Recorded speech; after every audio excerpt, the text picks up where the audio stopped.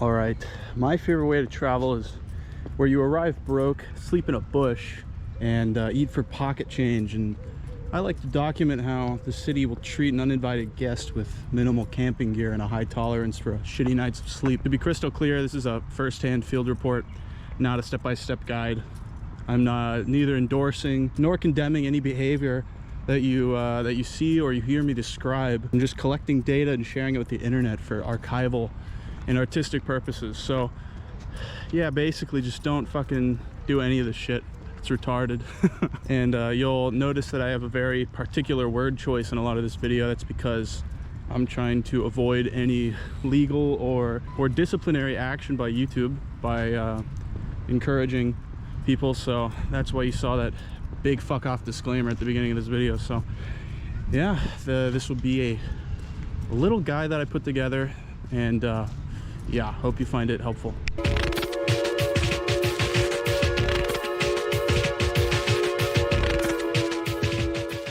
So I like to go for 200 to 600,000 population.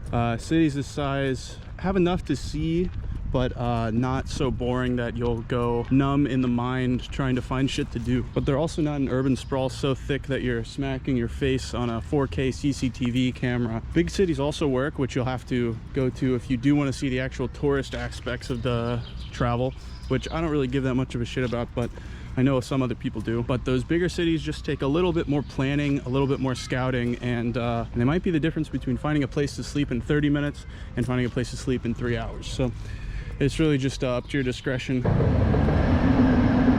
Picking cities with good public transportation was always helpful for me, because last thing I wanted was to be dropped off by my Flixbus in some fuck-ass part of town that's 3 hours away from the center with no easy way of getting back.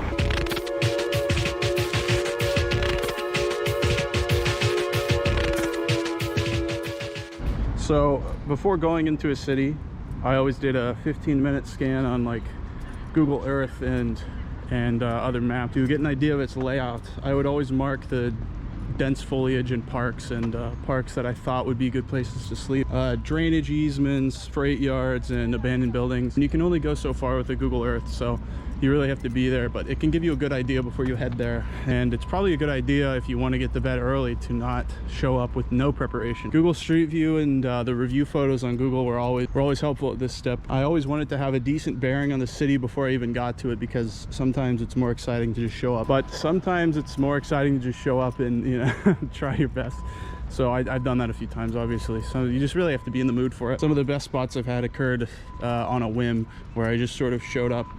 And something that helped for finding nice spots to start searching was looking up like stolen bike or other similar crime indicators on like the target city's Reddit or their like Facebook groups, so I can sort of get a lay of the land to see what parts of the city are like shitty that I should avoid, so I can avoid waking up with an HIV syringe sticking out of my leg because I encroached on a local bum's camp.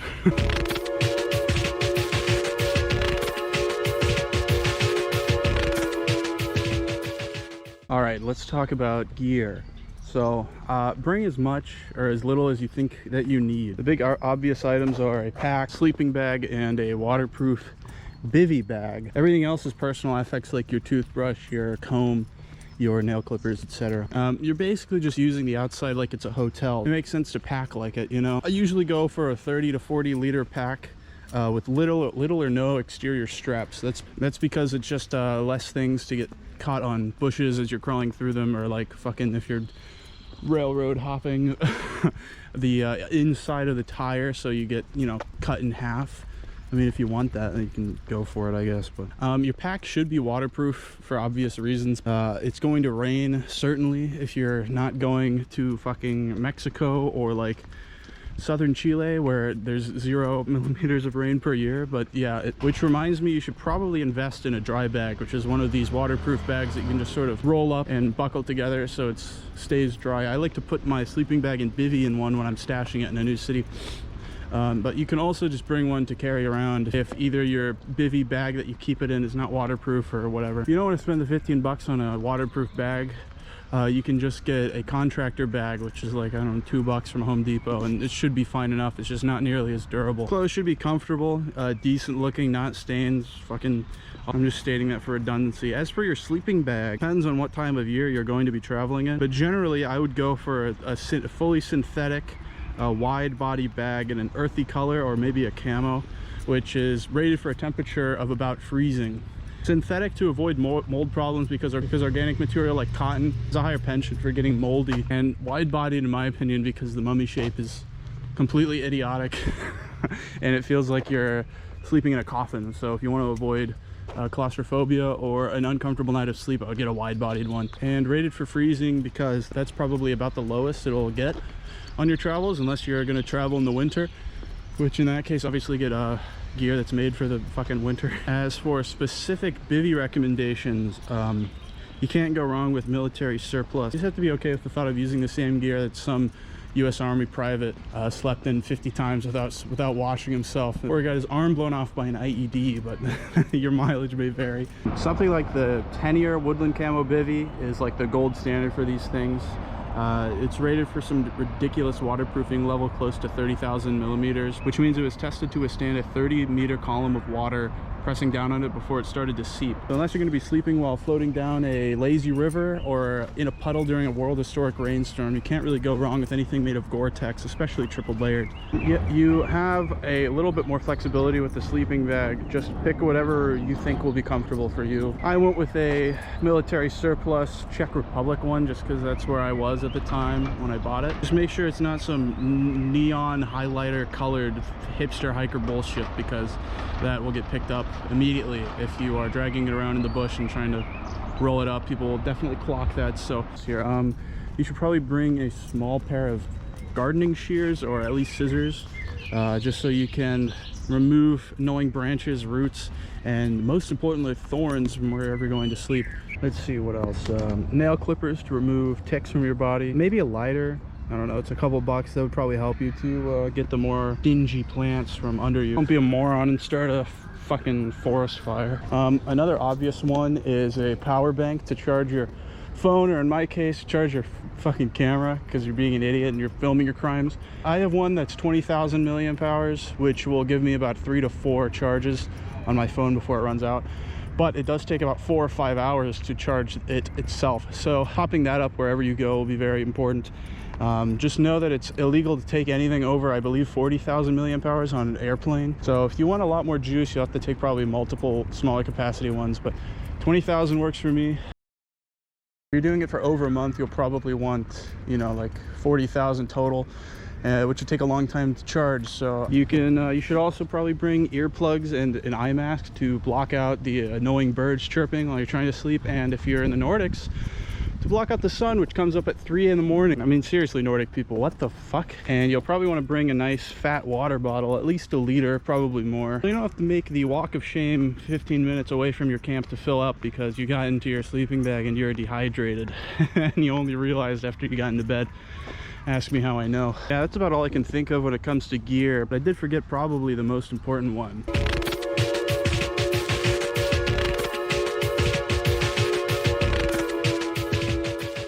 Now, I've come under this nice shady tree to tell you about my most important piece of gear, which in my opinion is the phone. For me, it's the most valuable asset I own. You can use it to translate, navigate, search for shit to do, book tickets, you know, you name it, or to call the police for when you inevitably get robbed at knife point under some overpass in Paris. On my phone, the most important apps that I use are Skyscanner for booking flights, Omio for booking train, this Currency app for making sure I'm not getting totally ripped off, Organic Maps, which is an offline maps app. They're very detailed. You can search them and use them for directions. Google Translate for obvious reasons, and Flixbus for booking tickets. You can use Starbucks for free electricity and free internet, so you can plan for the next city that you're going to be going to. Flixbus also has free internet, but it's so slow you might as well be running a dial-up connection for America Online after you got a 500 free hours disc from McDonald's. The typical trick for internet is to walk into a cafe and either take a cup out of the trash and sit down with it, or you can just spend the €3 or whatever and buy an espresso. Then you can use €3 bandwidth uploading 5 hours of fucking 8K footage if you if you want to get your money back. The other benefit of squatting in a cafe is using the free electricity to charge your phone, or if you're like me, to charge your camera if you are stupid enough to record your misdemeanors and post them on the internet.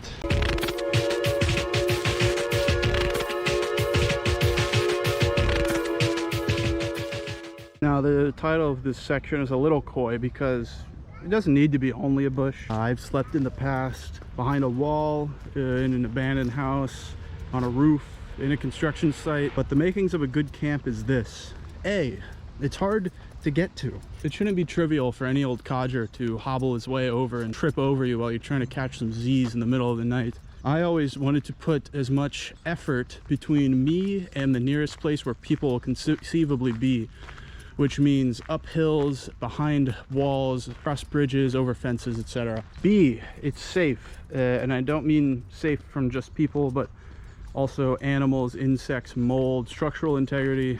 You know, this is more of a gut check thing, so I won't dwell on it too long. If it seems sketchy, it probably is. Don't fucking sleep in a place that you feel unsafe. Don't be fucking retarded.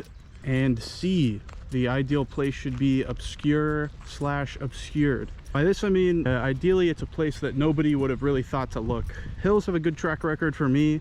If I walked along and up a hill for long enough, I'll eventually almost always find a place that's flat enough for me to sleep. And a long annoying walk means nobody else has probably done that except you.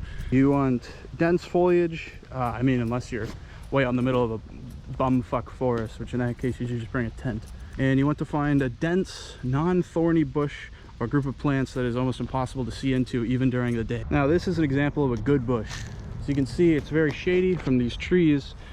It's very thick and there's multiple ways in and out. Hallmark of a good bush is a tree right in the middle of it. Right next to that tree will probably be good enough to sleep because it's hard for plants to grow right under trees, and it provides a lot of shelter from the wind and the rain.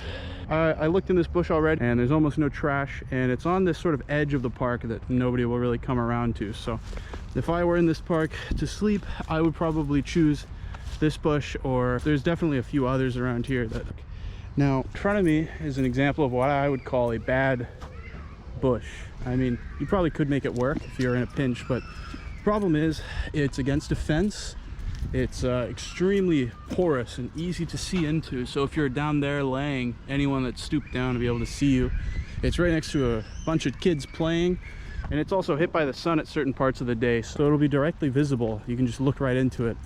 So it really just takes a bit of practice to learn what a good bush and what a bad bush is, and sometimes a bad bush can be right next to a good bush, and so you just have to sort of walk along these bush lines and look for density and foliage. Like most things, it depends on the vibe of the area and how healthy your tolerance is for risk and getting shaken awake by a park patrolman named like fucking Hans Schmidt. It all depends on how much you feel comfortable with that. Bushes in a large park or a nature preserve on the edge of town is almost always what I go for. Most big cities will have one of these, and it's never a bad idea because there won't be that many people hobbling around, and if there are people in the park that you're sleeping in at night, they're most likely getting drunk, which means you'll be able to hear them before they'll be able to hear and see you. So it's not that big of a deal.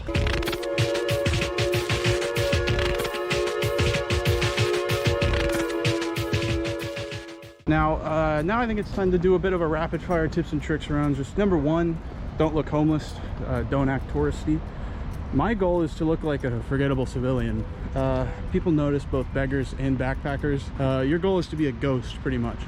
Unless you're loudly trying to be funny to a camera, which in that case your goal is to just be an asshole. Number two, don't camp with garbage. This one seems pretty fucking obvious. Where there's garbage, there's people, and where there's people, there's a chance of getting caught. Very old looking garbage. Or move on to a more garbage free zone. Number three, piss away from your camp. You're not the only one in the bush.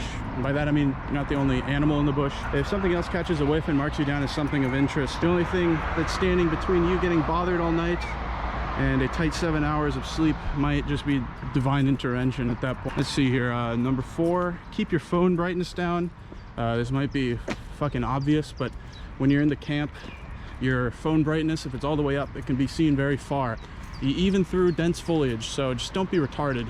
Number four, watch for wildlife trails like this one.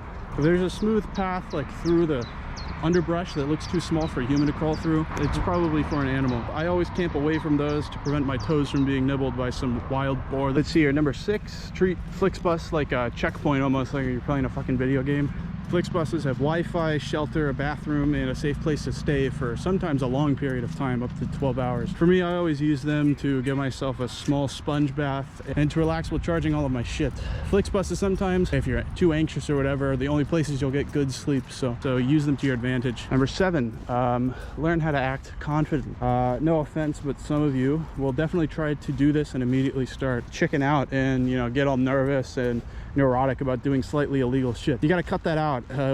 Definitely, it's a fake it till you make it sort of situation. If you confidently walk into a museum with a group of students that you don't belong to, nobody will notice, care, question you, or give a shit. But if you walk in behind a group of students all shifty and nervously, and you have bad posture, and you look like you're up to something, then people assume that you're up to something. So posture is permission. And the last little miscellaneous tip I have, I guess, this one is more specific towards me though, but boredom is your greatest enemy. Bring whatever you want to entertain yourself. I mean, this style of travel is inherently quite lonely. I mean, especially if you're not talking to people on the street, which is hard to do sometimes. So, you know, bring a book, Kindle, MP3 player, fucking Rubik's Cube, fidget spinner, whatever the fuck you autistic. You basically just want to avoid going insane and talking to yourself, narrating your thoughts and actions to an audience of internet people, because that's when you truly lose it.